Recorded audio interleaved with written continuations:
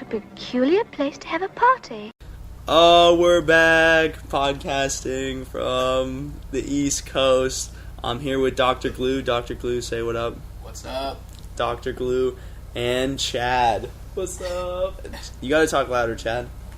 What's up? Yeah, okay, we all gotta get in closer. Okay, so we're starting with a very serious topic. One topic I know nothing about.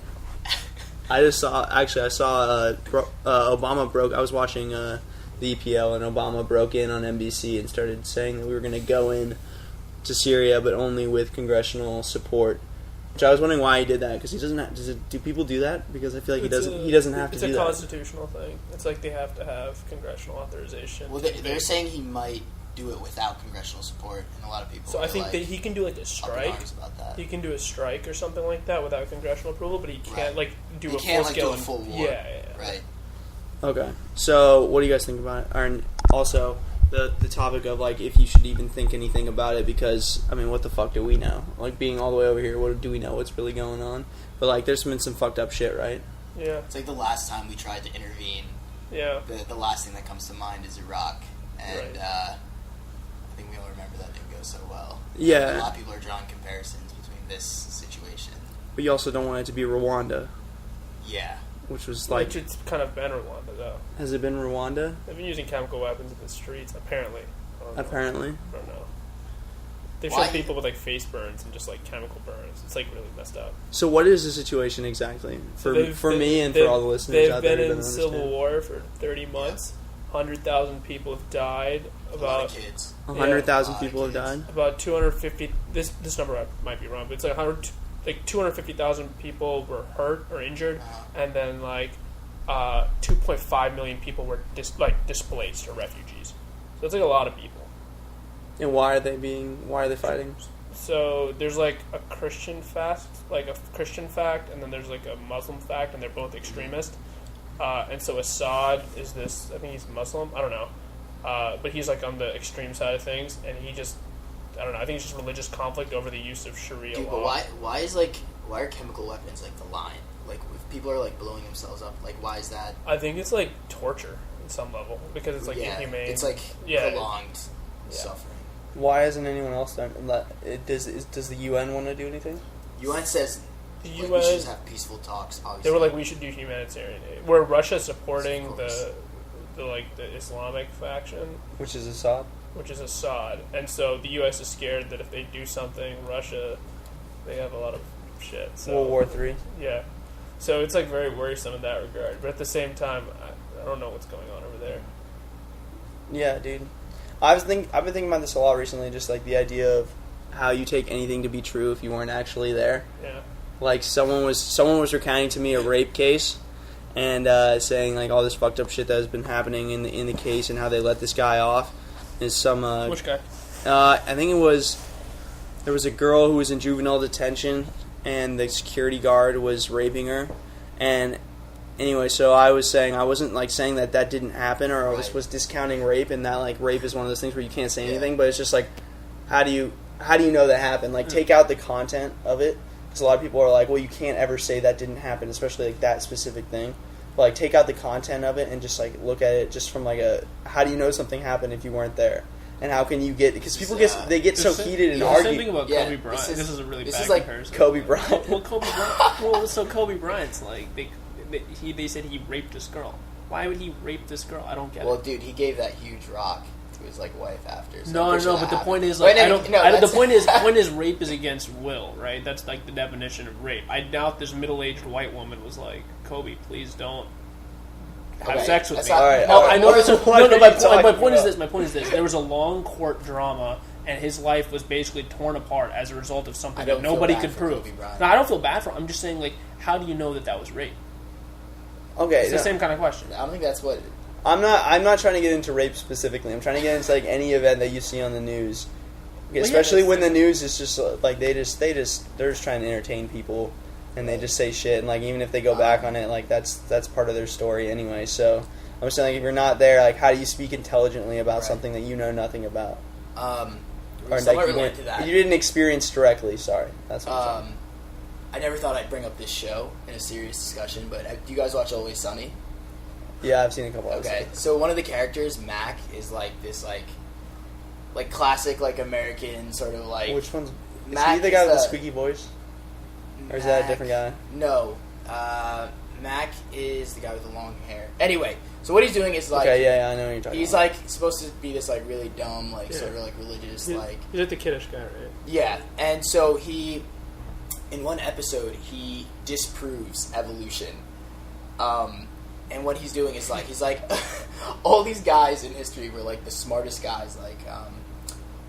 and then... But they were wrong about something. Like, was it Copernicus who said like... The sun revolves around the Earth, and he was considered to be like the most intelligent guy. So Well, no, Copernicus said the opposite. The Earth revolves around the sun. Right, Yeah. right. Yeah. So then the guy that's like, no, evolution is definitely real. He's like, well, there's fossil records. He's like, well, have you actually seen the fossil records? And he's like, no. But he's like, yeah, but there's data. Scientists have he's like, well, have you pored over the numbers yourself? And he's like, no. And he's like, so you're taking a leap of faith that these scientists are correct. And then everyone's like, damn. And they actually, like... That's a good point. I mean... Well, so I think science is Yeah. a new form of religion. It's like everyone's like, well, the scientists have found. Like, Yeah. you see on the news, like, scientists have found that, like, by eating too many bananas in a day, you're more likely to get cancer or something. I was like, ooh, scientists have found. Or, like, scientists are saying, like, what scientists are we talking about? I think this happened on one of my other podcasts with Madfish. It's like, who are you even referring to? They. We are... Yeah, we you're are like, they. And we always say, we're like, they have found. Like, They have who found, the fuck right? is they? But I guess it's true that we are, in a certain sense, taking a leap of faith by trusting these people that...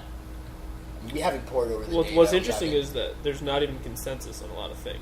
So, like, they have found multiple things. Especially with, like... Yeah, Right, so and it's they are like- always contradicting each other. They have found this new thing. And Yeah. We were talking about that yesterday. It was like... Well, tap water is safe to drink. And then another study comes out the next day like, do not drink your tap water. You will die. Yeah. So, it's ridiculous. So how do you know? Well, I was going to say... Does that mean anything? I think what you do is you take your own experience. This is what I was thinking the other day. You take your own experience and all the people that you've met in your life and how you judge them and, like, the way things that you've gone through. And then you have to, like, take into what you think would be reasonable. You know? So you take as to what people say. Like, it's unlikely that... Like, it's people were talking about doubting whether or not we went to the moon. Yeah. Shit. Oh, back. We're sorry about that. We got a little interruption, but we're rolling. Okay, so what I was saying before. Okay, so the idea. Okay, I was listening to Neil deGrasse Tyson talk about the conspiracy theories about going to the moon. And he said, like, that's just, like, way too big of a conspiracy to be possible. That's way too many people would have to be in on it for that not to be true. Right. So you can think about it the same way with other things. Like, you have to take your judgment on it, because that's the thing that physically happened. But, like, I mean, with opinions and stuff, like, I don't know. Like, when you're talking about people, like, believing that the sun moved around the Earth, like, that's not really something you can understand, like, by experience or anything. But, that's just one example of like how you determine whether or not something's true, and I think without actually being there. I don't know. Right. Isn't that what they taught like first day like science? I remember chemistry class like sophomore year in high school. The first thing he said was just like nothing is 100% true. It's just like extremely probably likely.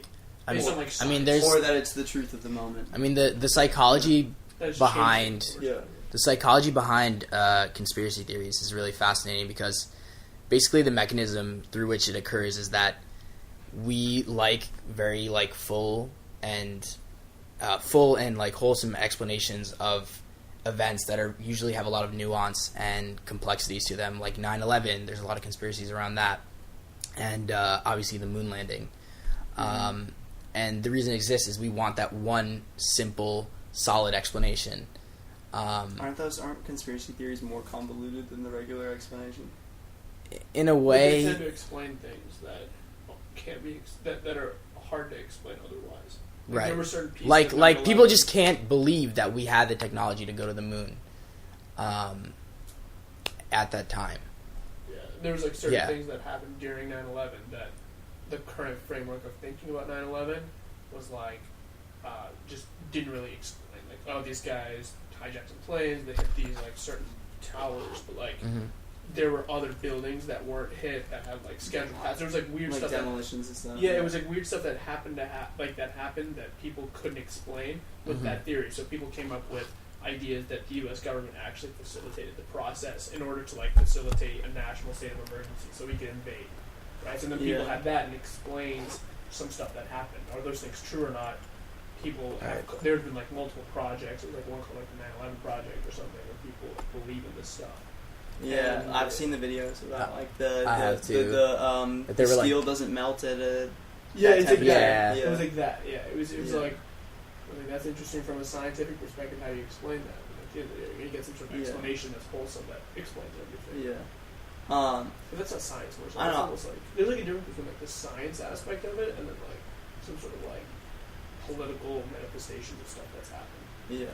I feel like with conspiracy theories, I don't know, to me, it's almost, you know how they say that if God didn't exist, we would create him? You know? Like, I feel like if a conspiracy theory didn't actually happen, like, we would just make them up anyway. Because I feel like people just don't, there's, like, denial. They don't want to believe in certain things, and there's always just going to be a certain faction of people, especially with big stories, that are going to come up with these crazy ideas, and that's just, like, if you have that big of a sample size of people, like that big of a thing, like someone's going to come up with it, and some people are going to latch onto it, and that's just because they don't want to believe or they want to believe something else. It's kind of funny, but it's kind of not too. There's like this subset of people who believe that like all of the presidents were lizards. Are you serious? Yeah, I think I heard about this. It's this guy named Izzo, and so Izzo was this author who, I don't know if he doctored up photos or what happened, but he was basically just like all these lizards, and like arguments that were like, when you read the literature on them, it was basically like Illuminati stuff. It was a little weird, but like He believed that all the presidents were lizards. I think I heard about this. You haven't? I have heard about this. Yeah, it's pretty popular. Yeah, It has a lot of followers. What's it called? Type in Izzo lizard bush, and you'll see like funny pictures of it. It's like I'm actually serious. But it's like a proper. Actually It's like a proper like theory that people like. Yeah, because they said there's certain things that are explained via this lizard theory. What? What is explained? I don't know. I didn't really look into it. Where did you hear about this? So this is going to be even stupider, but like when we did debate in high school, in policy debate, it was a very weird subsect in culture. It was like these people basically read arguments at like 400 words per minute, and the idea was spreading these arguments or said them as fast as you could. It was basically like just analytic arguments said as fast as they could, and they were very structured, so you had very specific types of arguments you could read against the This is a case. real debate match. So this is like extracurricular debate stuff. Yeah. So the affirmative will come up and they'll read this case, and it'll be on some sort of like broad resolution. So the resolution when I was like a sophomore was like some very technical, like the United States federal government should increase social services report. Anyways, one of the arguments that you can read off, like a negative argument, was this thing called a critique, which is like a philosophical argument. And a lot of them argued about like you'd have the capitalism critique. You'd be like basically the plan or the affirmative case props up capitalism in a way that causes it to, be bad for society, wherever, and entrenches that form of capitalism. One of the arguments that some people read was this Izzo critique. I don't really have any idea how it played a role, but it was basically just like the United States government is controlled by these lizard things, and like if they get this plan through, it'll mean that the lizard people will infiltrate. And like, to be honest, you really don't know how to respond to that, and sometimes they want debates. Because at the end of the day, that's what they have to argue. That's what they're given is the. Yeah, like if you have all the evidence on like this lizard stuff, right, and you're the only one reading evidence that's like documented by people, the other team has to get up and just basically like, defend the fact that like the federal government's not controlled by lizards. And like, can't you just be like, all right, are we serious? you can, but at the end of the day, that's the same thing you say about conspiracy theory. Oh, are we serious? It's like, well, I'm the one who has the evidence. That's what they say, right? They say they're lizards. It seems like well, I haven't tested whether or not I haven't drawn their blood and tested whether or not they're lizards.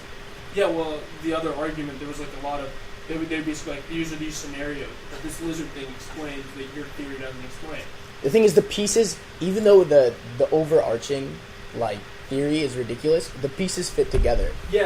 And that's what's so jarring. I don't know enough about this lizard theory, but I'm talking with regards to other conspiracy theories. I was saying this is the pieces fit together really well, I feel like they're spoon-fed to people who don't know what's going on. Like, no one Well, knows what happened on 9/11. No one was there. I mean, not that you weren't there. You weren't there, like, with the days leading up or anything. You weren't there when the demolition went down. Like, there's so... Like, you weren't... It was a huge thing that happened that you just consumed. You just woke up one morning and there were towers going down, and then you're just like... and there are people... I mean, you try to apply your political beliefs onto it, and you want to, like, blame people for it or whatever you want to do. And so, I don't know. It's just... I guess the point is you never know. That's like the overarching message. That's what's... It suggests, like, there's no way you can say with 100% certainty that anything is true. Basically, that's what that means. Yeah, I guess. I don't know, but you can't... I don't know. I don't want to stop there. I don't want to stop there, because then but you're still going to go about your life. Let's be honest. You're still going to go about your life believing that certain things are true. You're going to hold your beliefs in them, so you got to figure out a system that doesn't just... Because you're not going to just be like, oh, well, fuck it, and then, like, not do anything for the rest of your life. I think some people have. Who? You couldn't even do that if you thought it intellectually. Yeah. But I'm saying, in regards to this discussion we were having with, like, we take certain things to be true just because we hear them or read them. Do we do that and not do any further research because it doesn't have enough of an effect on our life that we actually would delve into it? Like, something like Syria, that we take it for granted that, okay, well, I guess Assad did use those, like, chemical weapons. But we don't do any further research because it doesn't matter, it doesn't affect us. To do anything. Well, and that powerlessness should it disables the motivation to do it. Yeah. But I feel like people are passionate about it. No, I'm talking just about the inherent truth of what happened, or of a certain situation. Okay, yeah, okay. So I had this is the argument I had with the person when we were going over the rape and of the juvenile detention girl. Is that, like, it might sound horrible, but, like, when horrible things happen and we want to blame certain people for conspiracies or whatever it is, there's a certain part of us that it's not that we want to believe that these things happened just because we want that thing to happen, but they follow the way that we see the world. You know, that, like, they're like, oh, Republicans took us into Iraq to get oil and stuff like that. Right. You know, like that. Like, it's a horrible thing that happens, like but that's the kind of thing that reaffirms our the way that we see the world. Self-confirmation bias. Yeah. And so you're thinking, like, I don't want someone to get raped. Well, or, like, I don't want, like, I mean, there are plenty of guys who are like, oh, we always get, like, fucked on rape charges or something. So, like, if someone comes up, they're like, oh, she didn't get raped or something, you know, because that, like, fits what they It fits your worldview, right? You know, and then obviously we go for women. That's not all the time, but just, like, generally, you know. So, like, with that kind of thing, it's like, when Syria came up, I remember in high school we had this big assembly about it, and everyone was like, oh, like, all the dominoes are falling, and, like, this is Arab. Syria? No, Syria and Egypt and Libya and stuff like that. Everyone was like, oh, they were, like, going crazy, like, this is going to change the world forever, like, you should care. Some girl literally got on stage and said, you should care about this. And I was like, alright. This is the Muslim, like, the deposition that happened? All the Gaddafi stuff. Oh, the Gaddafi. Yes. So, like, my high school had this assembly, and she got up there and she said this, and I was like, I don't want to, like, I'm just like, this is stupid. But everyone likes to get all riled up about that type of stuff. What do you think about Cody then? No, but then I don't know anything about that. Well, no, but that was I honestly ignore all that stuff. It was weird because people were arguing that there's a video that came out that shed light on this real African.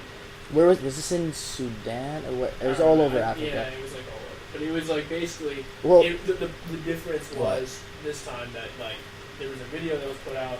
It incited a lot of passion from everybody, I think, and like across like all like age groups because of social media. I think I saw a lot of like social psychology things playing into that whole Coney phenomenon. One was like the identifiable victim or person effect. It's like we find it easier to like resonate with like one individual. If you show one starving kid on like a pamphlet, and in another picture you show like 100 starving kids, or you give like a statistic of like how many people are starving in Africa, you're less likely to donate to those latter groups. I feel like in that situation, everyone was like, there was this one guy, and there was just a lot of social solidarity around that movement. Do you study the social psychology of compassion?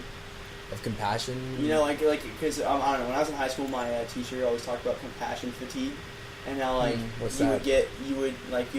something would happen abroad, like some terrible thing or something, and everyone like.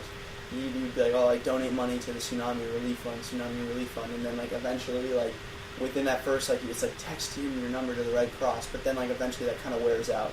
You know, like, I heard the other day someone talk about getting Midwest relief funds. I was like, I totally fucking forgot that happened. You know? Yeah. And it's not like I was really involved in that, but people just, like, over time, they just get, like, less interested in helping people out for certain things that have happened that at the time were, like, the biggest deals in the world.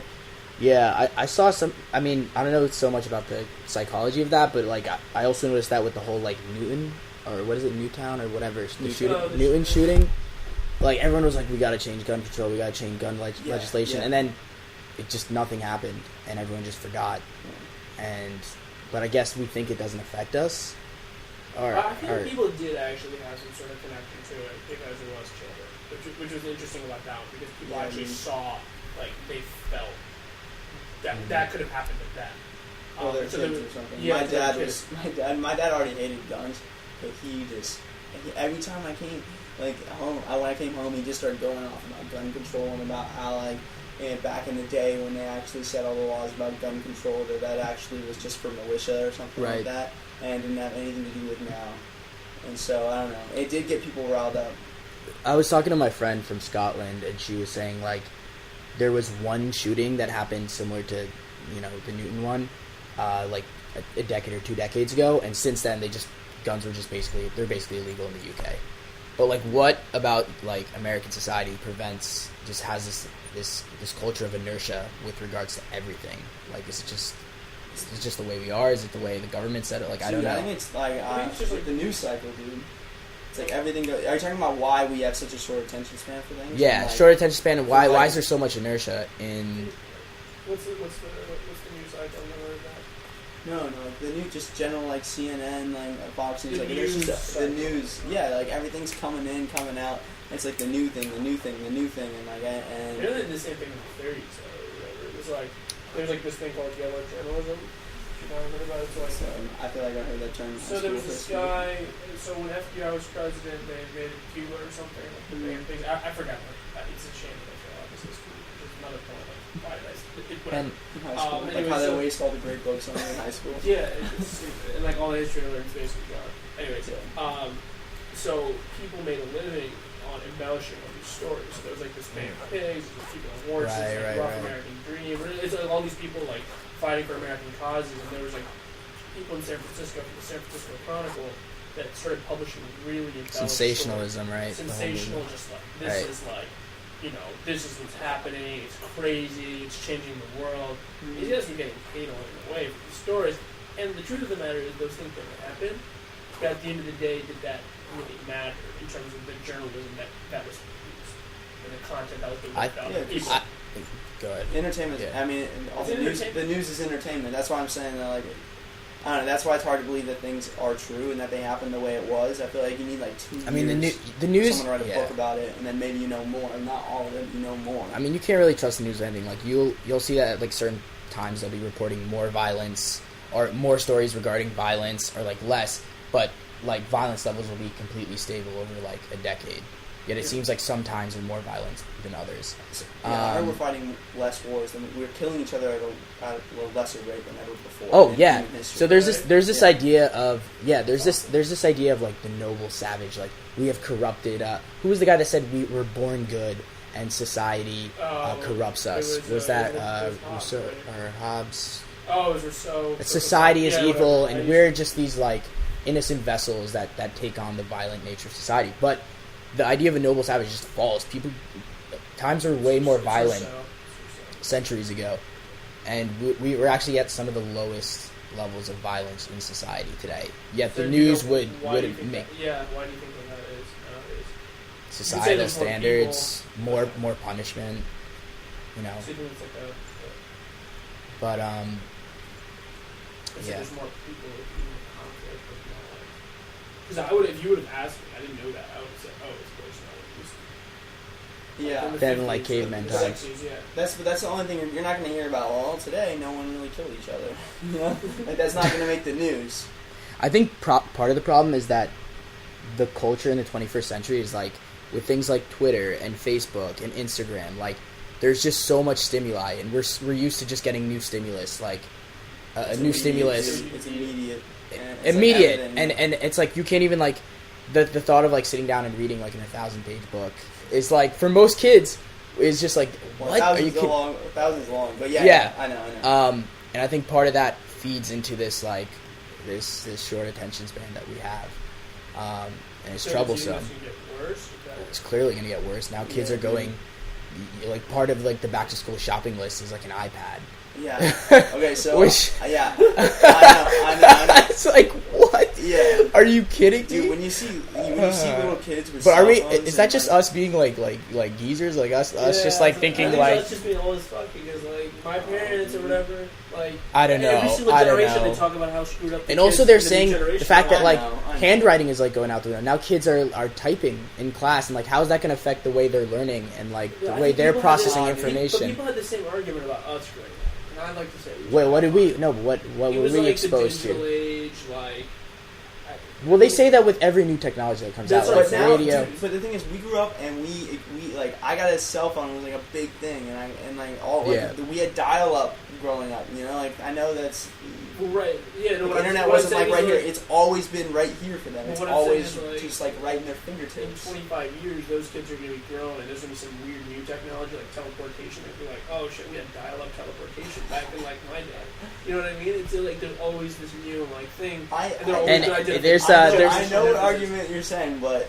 No, I agree. I think the argument is that the rate of change is getting faster and faster. Yeah. So like the difference between our and I feel like there's a new like level of connection that we have with our devices that's scary. Like I saw, you guys know Vine, right? It's like the 6-second video thing. No. It's just like 6-second videos. It's from Twitter, and you just make 6-second videos. And one of them was like when my phone is on 1%, and it shows the guy like sprinting like as fast as like Usain Bolt to like get to the charger and diving on his bed and like plugging it in. It's just like it's scary. It's like if the phone dies, like do we die with the phone? Like what? That's a really fucked up connection. I didn't even think about that. Well, a lot of people like you do that, right? If your phone's about to die, you'll like it makes me feel bad. Like I don't like that. I mean, you guys said that you didn't want to. What did you say? You said you didn't want to get rid of your Facebook because it's part of your identity. It's a part of who I. It's scary. It's just like I have all my photos there, all my friends. It's like it just seems like an organization of my life. Like it's. Yeah. So it's like without it, it's just like there's this level of randomness. I'm also weird about Facebook. If we're gonna get on that topic, is that like people are it's like well, this is also a weird claim. It's like scientifically proven that like more people when you like if you show people who've been on Facebook and they did a controlled study or whatever, right. people are more depressed. Yeah, I heard about that. Facebook?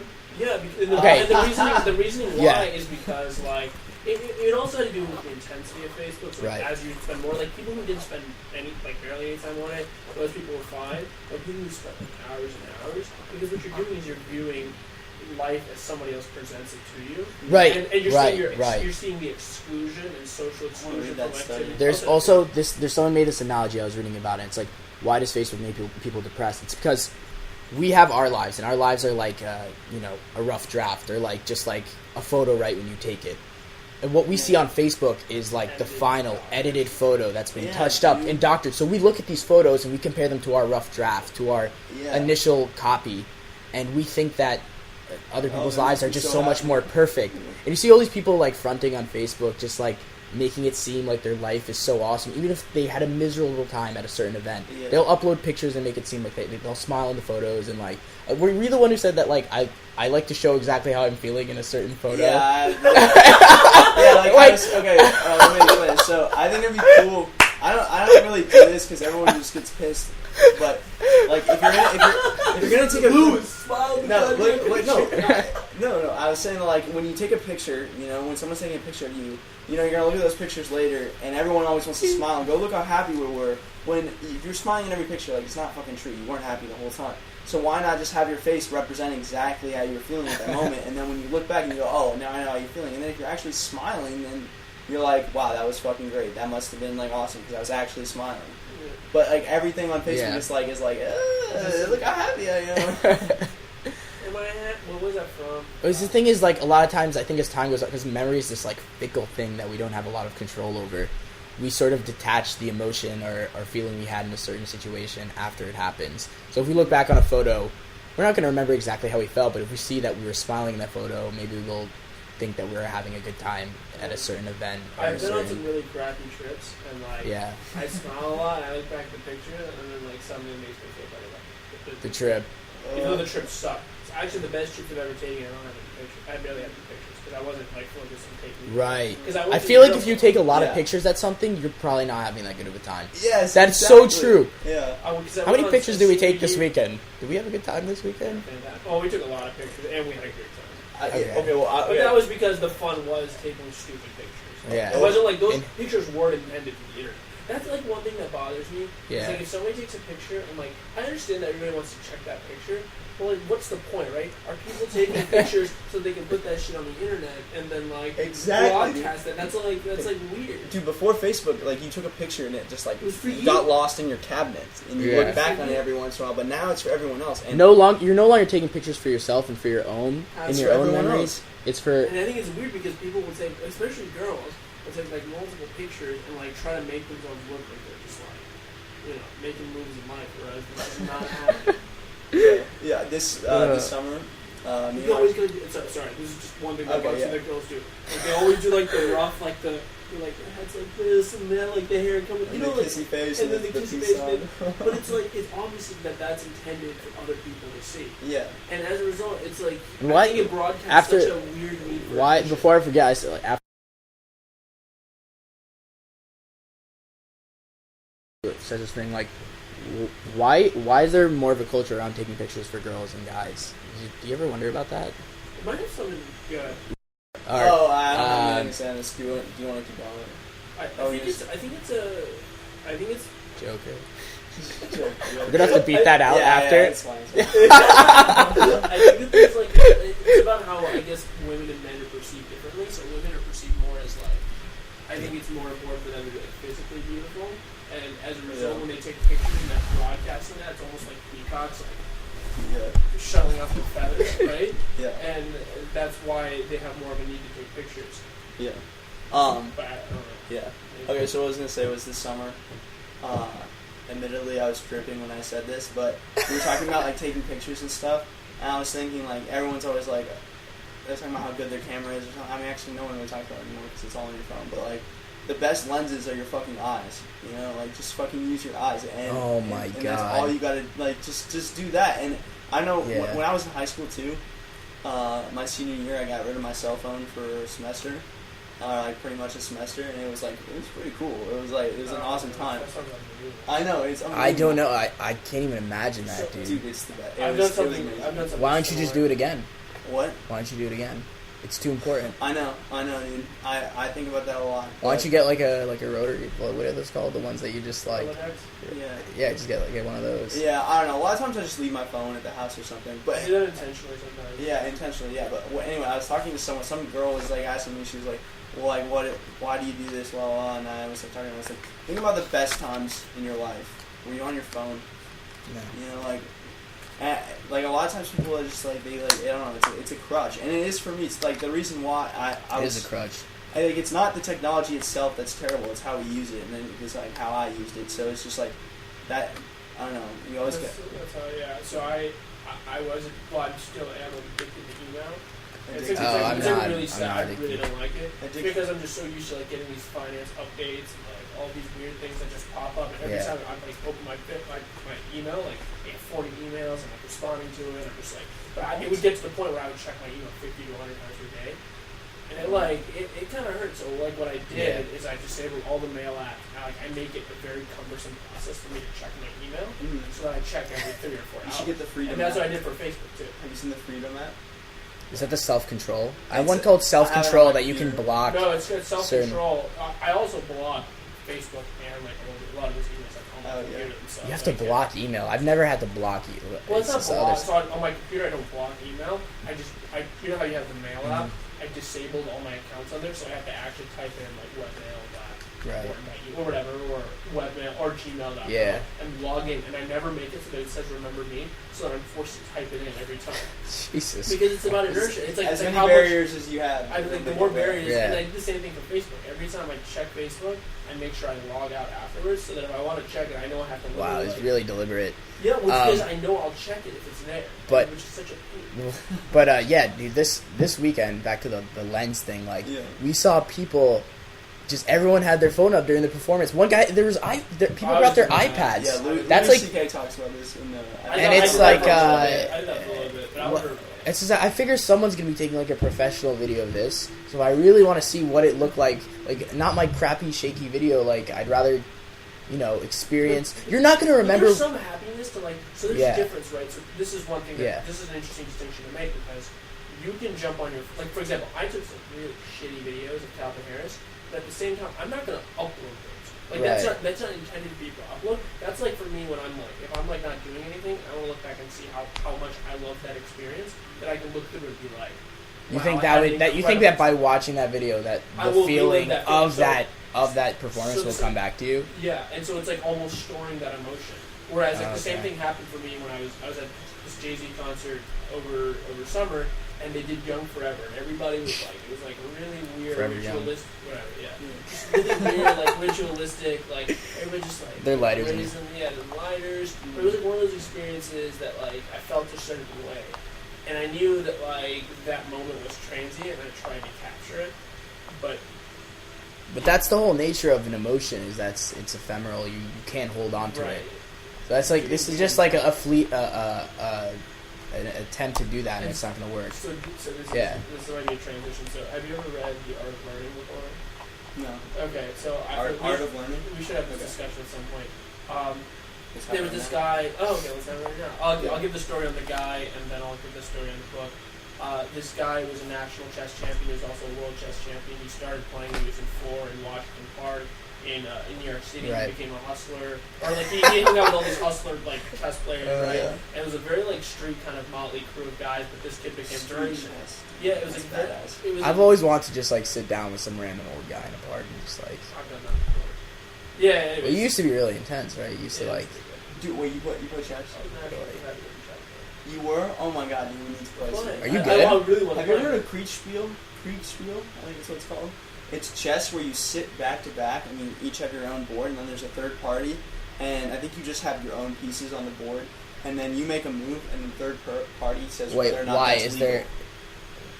Like you're playing against each other, you just can't see the other person's pieces. So you make moves, and then they're like, "Yeah, you can do that," and then you do that move. Oh, that's Oh wait, but what's How the what's? crazy is But that? wait, what's I the get- whole I get point it, of I get chess it. is that you have to No, be the able to point see is that. you can't see the other move the other person is doing. Yeah. And so you don't know where your pieces are. Where they're And so like, Is this for one of example, those, your knight's like, been six- captured, right? And you try to move No, it. no. I Is this I like think a they Sixth take away your Sense? piece. I haven't looked it up. I looked it. It was in Steve Jobs' biography. Apparently, he played that. But I think we can look it up and we can play. 'Cause I'm looking Wait, for is how it to is that play. like a Sixth Sense sort of thing, like that we can like sense where the other pieces are, or is Well, it no, more I mean, just if like you're a really honed in creep? on chess, you develop a very strong intuition for how some of these things play out, and you can't. Can you do this? By the way, in high school, I had a kid who was really fucking. He was fucking smart, dude. He played my friend. My friend's really good at chess. He played my friend in chess blindfolded Yeah. and I- beat him, I've done and it. then replayed the game like afterwards. I've done it. Yeah. Yeah, you can do that. Okay. I used to be able to do that. I don't know if I can do it anymore. So- There are people. So, anyways, Josh Waitzkin. I mean, this is. So I'll give you the this full. is the book. Yeah. And Okay. so Yeah, he's just a figure. The kid. So the guy actually played 60 kids at once. So he's played 60 people blind. No, so there's this guy named Gary Kasparov. Gary Kasparov. He's played 60 people at one time, blindfolded on every single board. And like, it's No way. fucking ridiculous. Anyway, so and the thing is, And he it's- won every game. He like drew 2 or something. It's unreal. It's because these guys' intuition for how chess works and the nuances are incredible. But Actually, he's not. He's not. the point is, once you develop such an understanding of the game, you don't have to see the pieces. You just don't have to. You understand what's going on because you've seen such positions so many times. You understand all. But he has to remember where his pieces are. He's just the notation or something. I don't know what it is, but there's like something to it. Okay. It's like not impossible, and it's actually very. There's like the comparable gap between playing blindfolded and not playing blindfolded. It's like it's not that big a deal. Okay. Do they have like? Do they? But if you But have to before we go remember on, 60 different do they games. have Yeah, like? but You would know it about is this. something, Do they have like computer programs now that can like beat chess masters, or do the chess masters still like? So it depends on. So there was a famous game in 1996 between Garrett Kasparov and this computer called Blue, developed by IBM. This was like a 7-game series. This is your quiz bowl like knowledge coming back. No, this is no. I mean, I used to know everything, bro. That's one thing. But no, but two, I was really interested in the series because it was kind of test. Actually, my MT app, the one you read briefly, referenced it because it's basically talking about like at a certain level, humans have a very creative, intelligent, intuition idea about things. So certain things like chess, art, minds can do that, but machines can't. So basically, the game was an interesting litmus test for like how valuable is that compared to just the solid brute force calculation that a machine can do, and what can a machine not understand about the board that a human can. Anyways, back to Josh Waitzkin. Josh Waitzkin he started when he was 4. He became a national chess champion when he was 7. He won the national title 6 or 7 times. He won the world title like 3 times. Anyway, so there's this movie that came out. So this kid was crushing like masters, international masters when he was like 12, right? So this kid's on intense pressure to like perform and succeed. The guy's a very introspective Buddhist monk kind of guy. Yeah. And he's very introspective. Was he actually a Buddhist? Or did he actually meditate? So next part of the story, this movie came out called Searching for Bobby Fischer. Yeah, you might have heard of it. Yeah. That's about his early stage life. Anyway, so the book is basically kind of painting him as a prodigy. And so he starts going to chess tournaments, and what starts happening is girls start showing up, like wanting them to sign their boobs. It's like chess turns. Yeah, right. And so this guy, his career was destroyed because he said he lost his connection to the game. He lost his the spiritual aspect he had with this game. Yeah, isn't that movie a really sad ending? I saw that one. No, he ended up winning or something like that. No, but the point is, it destroyed his chess career. So, anyways, he's a very smart guy. He goes to Columbia or something, and he starts realizing that he's always been under this pressure to succeed. And when he realizes, he's like, I need to start. He starts delving into Eastern texts. He reads the Tao Te Ching, and he gets really into it. And so he says, okay, I'm gonna start doing Tai Chi. He's just maybe just as a relaxation thing. Anyways, he goes to this guy in Manhattan named William Chen, who's this grandmaster Tai Chi guy, and he starts feeling some of these connections to the art. Anyways, he starts competing, and he ends up becoming a world champion in that too. So in what? In Tai Chi. And there's a martial arts form. And and then he started doing jujitsu. Wait, what is Tai Chi? Can you just Tai Chi is it's like karate. I thought I knew what it was. It's like all right. Anyway, continue. Anyway, so this guy. Is this the guy? Is this the same guy from before that was in a chess gang? It's the same thing. It's karate. No, well, so Tai Chi is a martial art form, and there's a martial art called push hands, and so push hands it's an Eastern. So he's also athletic. No, so he started developing this, and then he became a world champion at that too. What? No, so it's insane. So he's physically smart and mentally smart. Well, no. The point is he starts discussing ideas of learning and what intuition is, and a lot of these arguments, because basically he went through the learning process in both activity that he was a world champion in. And he talks about, I don't know what we were talking about before I went on this spiel, but a lot of the ideas that we talked about are things that he describes in his book. Certain intuition. Wrote his own book? He wrote this book called The Art of Art. It's good. It's fantastic. It is? I have the PDF of it. I don't really like reading books. Yeah, I agree. I hate that. I read it on my iPad, but I feel like that. Dude, some of my my classes now are sending out readings on computer. I mean, I guess you can always print them out, right? But still, it's just sometimes you get 50-page readings, and that's a lot to print out. I don't know. I use my iPad for all that now. Getting back. I don't know. This gets back to what we're talking about with kids having kids. Yeah, I just don't think learning on a computer is a good idea, unless you can really get them out of going on. You ever sit in a lecture? Everyone's on Facebook. I hate no one. I can't do that, dude. How can you learn in that capacity? We were over at place the other day, and 4 times I look over. Chang's trying to get work done. He's on Facebook. Right, so the first couple times, so this is just random occurrence, but I'm like, yo, get off Facebook, bro. Aren't you supposed to be studying? He does it 3 times, and then I'm on the other side of the room, and I'm looking at me on the computer. I don't know what he's on. I'm like, yo, dude, get off Facebook as a joke. He's like, all right, I will. I was like, dude, I remember one of my professors in high school was saying he's like, yeah, you guys have so many distractions. All I could do was go to the fridge and get a sandwich or something. That was my distraction. I don't know. I'm worried though. Just Facebook in general. I just feel like it's destroying people. But I'm worried. I don't think it's so bad for us in the sense that we already have the capacity to study without Facebook. But a lot of these kids, I feel for ages 1 to 12, in that like if you don't learn how to learn in dude. that like period of time, It's just I feel like it'd be a fragmented brain you would have. You would, yeah. It's just like, oh, I can do this, I can do that, I can do that, and you can be like... I think we don't have a lot of everywhere. evidence of how that affects development, or like child development, Yeah. or like, I feel and at that's some scary. level, like, the effects on social circumstances are really terrifying even at our age. Just because, like, I mean, I don't know. I mean, I like a lot of the people, you know, like, there's a lot of people who just on Facebook all the time, and, like, taking pictures and, like, always, like, Twittering, like, you know, tweeting or, like, trying to put pictures up or something. I'm just like, and they're always on their phone, and, like, bugs me in a very, not like... You know what? You know what? I wasn't into the whole Greek. Yes. Quick pause. Yeah, you got it. Why I wasn't into the whole Greek thing is like this is kind of like a kind of like a Greek thing, but like this is like kind of a corny, like it's a platitude. It's like you know, ordinary people talk. What is it? Have you heard this quote? It's like ordinary people talk about other people. Other people, good people talk or like about, smart people talk about like there's the real- events, like, and then people- smart people talk about events, and then like great people talk about ideas, something like that, right? I love that. Yeah. And I felt like everyone who's in this like Greek thing, like all they talk about is like other people in this like system, and it's just like it's just not something that interests me. There's a lot more interesting things. Driving me nuts. Because in a conversation with a bunch of people, and all people are doing is bitching about other people. And you're just like, Jesus Christ! I know. I'm not saying I never do it because I'm guaranteed I do, but it's just like, come on, like, can we talk about something a little more substantial? All these things they're all so skin deep, you know. Like you only get into something like at the surface, especially. Like, So do you think this That's is, why, dude, do you think this is a pen thing? No, it's everywhere. It's everything. It's everything. I think it's accentuated in pen. Dude, but I don't feel like do you ever? Does this ever happen to you? You'll go to like a party, like one of these huge parties, like you know, orientation parties, and you just see all these people like they're confused, but I have no idea what they're talking about. And then you get close to the conversation, and you're like it's what are they talking about? Like they're all hammered, and I mean, yeah, I definitely know what you're saying. That's why you got a podcast, man. That's why you have podcasts. Yeah. Well, no, so the Greek thing. Well, what is your opinion? I mean, you're still in it, right? Yeah. Well, it's not. I don't know. It's So not. how would you describe your connection to it? Or why you decided to join, and how has that changed over time?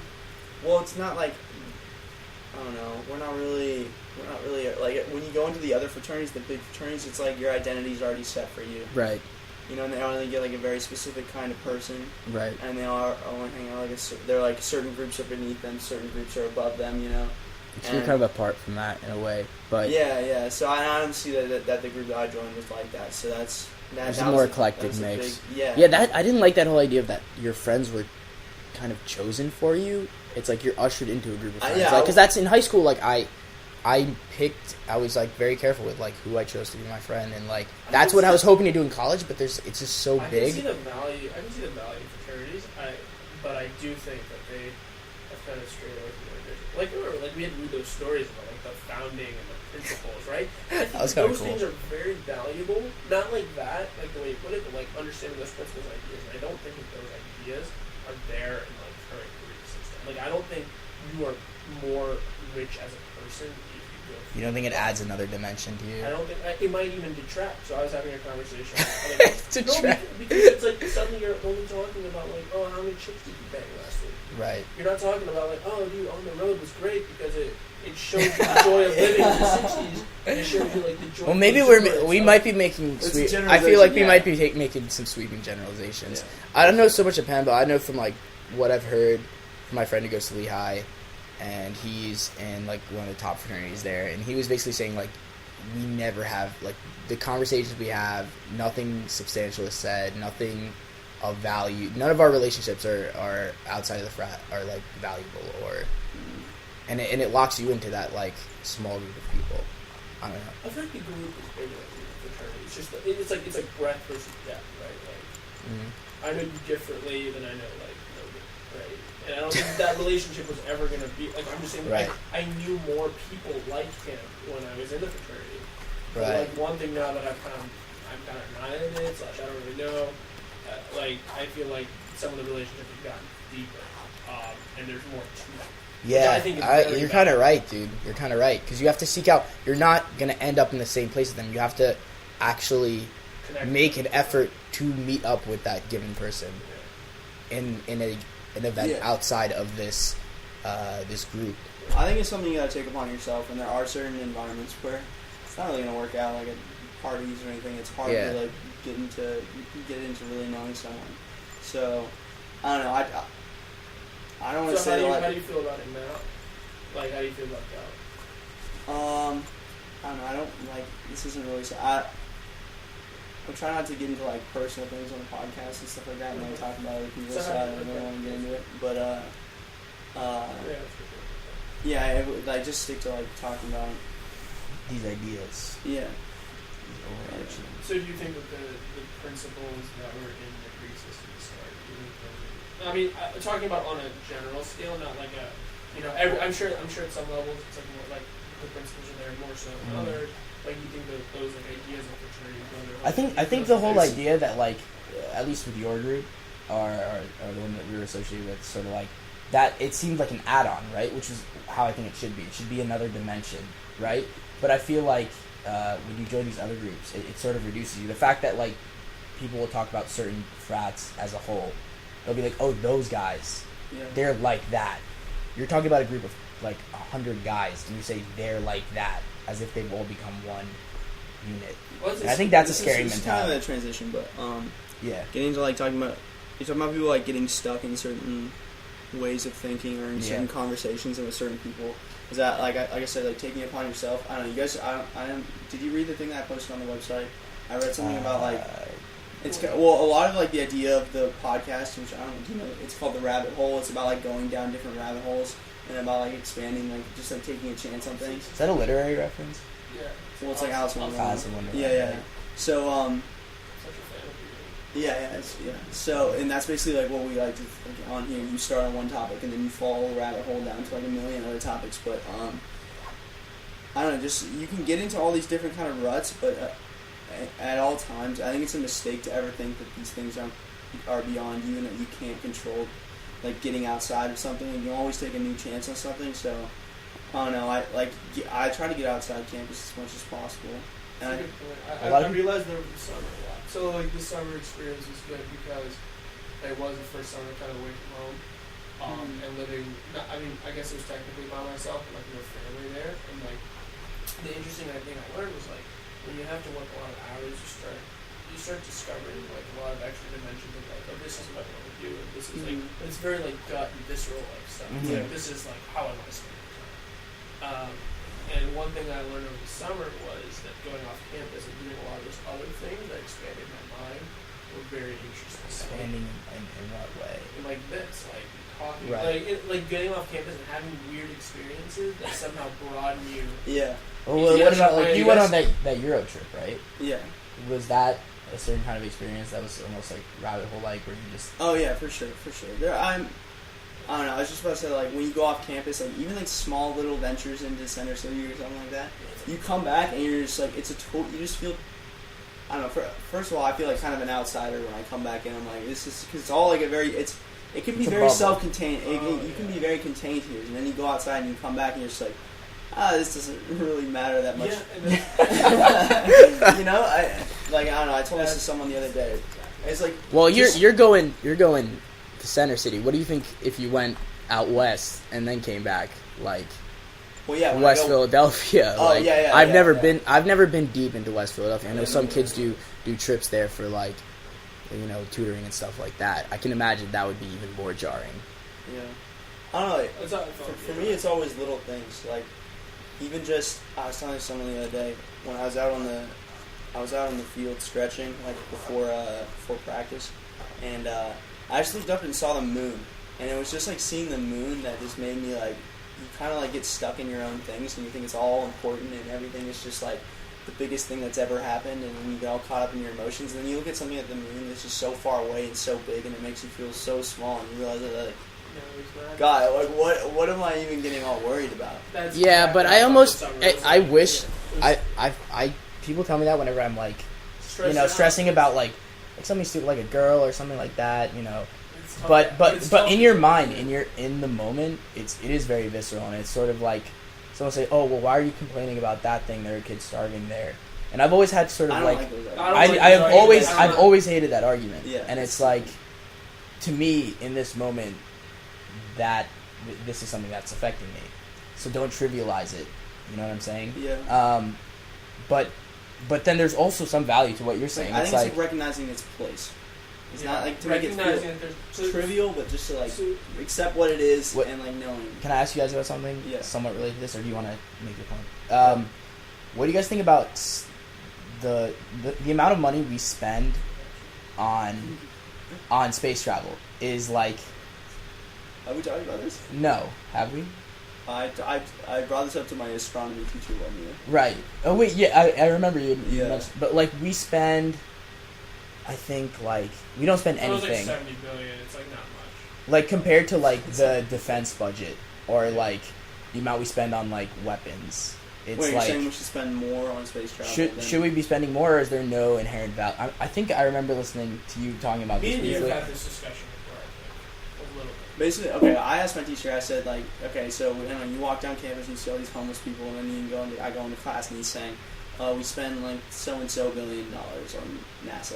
I'm like, Jesus Christ, let's feed some people. That's we don't need to- exactly we what don't I'm need to go to the moon. Like, what? Why does it have to come out of NASA? Why can't it come out of like No, the I- amount we spend on like I- weapons or something I like agree, that? I agree. There's We a sell it value for to a lot like. of different things, but yeah, I'm just saying like we spend a ridiculous amount of money on all Right. this shit. It's not even a ridiculous amount compared to like, it's like literally like what the amount we've spent on like space travel in like the history of it in like the last decade is equal to like 1 month of like defense spending Yeah, that's it. Yeah, or I've seen something. this It's before.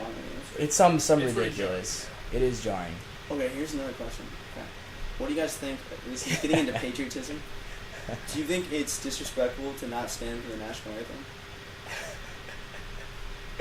So I guess Well- what if you're not like from the USA? Say you're let's No, say I'm talking about me. Like, cause I did this the other day, and we went to a sporting event, and I didn't stand because I was like, oh, I just don't really feel like it. And then I was That's how tired. you felt in that moment. I was tired. I was a little tired. I was sitting there. Everyone stood up, and then everyone got really angry at me. Of course, dude. People just get Dude, they were so they pissed. just get livid.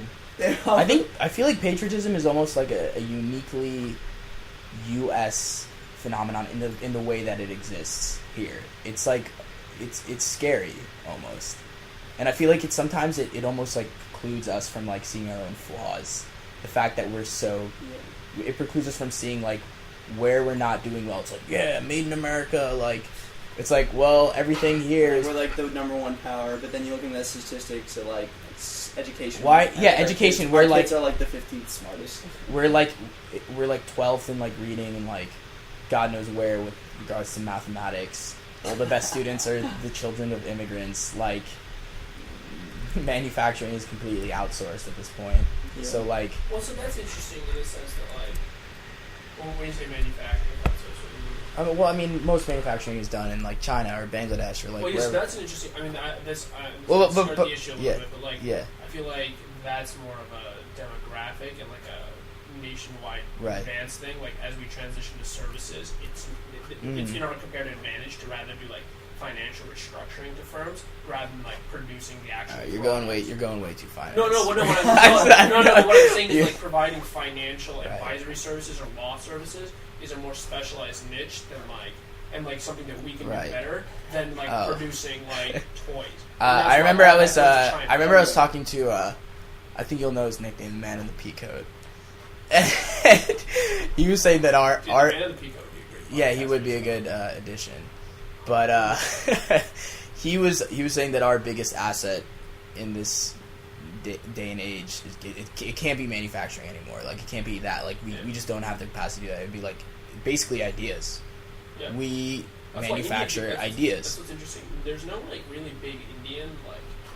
I mean, there are tech CEOs that are Indian and stuff Right. like that, but like at the end of the day, the kids in India are taught to like become engineers, and as a result, there's no like stew of creativity and Right. the growth of ideas that actually produces value. Like all of like the jobs and like the smart, innovative kind of people come Right. from here.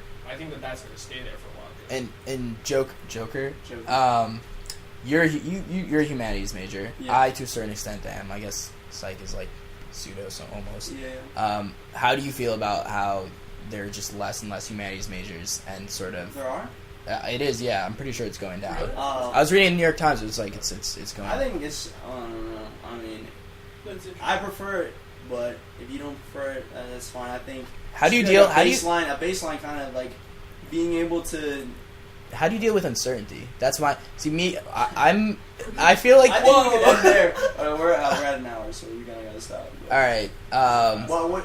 Yeah. I feel like there's a certain uncertainty with regards to like that. There's not a well carved out path for like the humanities, and that's just the nature of it. No, with something I actually thought about it the other day. Pre-med or like finance or pre-law, like there's a very well carved out path. And for me, I don't deal with uncertainty very well, and I know this world is uncertain. Like for me, that's why. Well, things are gonna be uncertain regardless of whether or not you're certain about where you're going, because you're probably not certain. But like uncertainty like rules everything. So I don't know. I was listening to Steve Jobs' commencement. Brilliant. Stanford. Brilliant. Yeah, it's really good. And Joss Whedon has a good one as well. I don't know if you've seen his. I'll watch it. But I read his book too, which is pretty good. But he says that like when he went to college, he dropped out, and then they let him just like sit in on some classes, and then he went to some calligraphy class, and like his calligraphy class was like really random, but it ended up like really influencing his design intuition when he was coming up with all, and that's like what made Apple big. So he said you gotta trust that the dots are gonna connect themselves in the future. So like for me, like I do freak out sometimes, but at the same like I mean I couldn't really plan everything out even if I wanted to. Right. So like, but I try as much as possible to think like the dots will connect themselves in the future. So like even like little things like podcasts, like they might not be like productive or anything. Or like I'm probably gonna like avoid homework to do like podcasts, but I feel like it might help. It's adding some sort of so that's the way the humanities is like that. Yeah, no, for me, we really got to cut. Well, an hour's, All right, well, this is probably my last podcast for a while. Well, we might do it on. You consider coming next weekend? Yeah. Dr. Glue, Chad, do that. Are we done? Is it still on? No, it's still going. So we're just gonna. How was it? I asked this to one of my guests before. It was. At first, I was nervous, dude. It was almost like the first time, like I was just like. But then once I got into it, once I got into the groove, it was good. It goes by fast, huh? It does, yeah. I feel like we don't. I feel like we. Yeah. I feel like we don't talk about like topics at this level or at this level of depth that when you just go to get lunch or sort of. And the podcast is an outlet where it's cool. It's almost like there's like a stigma of like talking about things at a non-surface level. Yeah, what the fuck? People are like, you're doing a podcast? And right when you press end on the podcast, we'll probably start talking about like. I don't think so. Yeah, but anyway, so I think so I don't know. It was really during the middle when you guys were like going back and forth. At one point, I was just smiling. I was like, "This is fucking," So, all right, we're leaving out. This is goodbye from Joker, Dr. Glue, Chad. All right, okay. See you guys.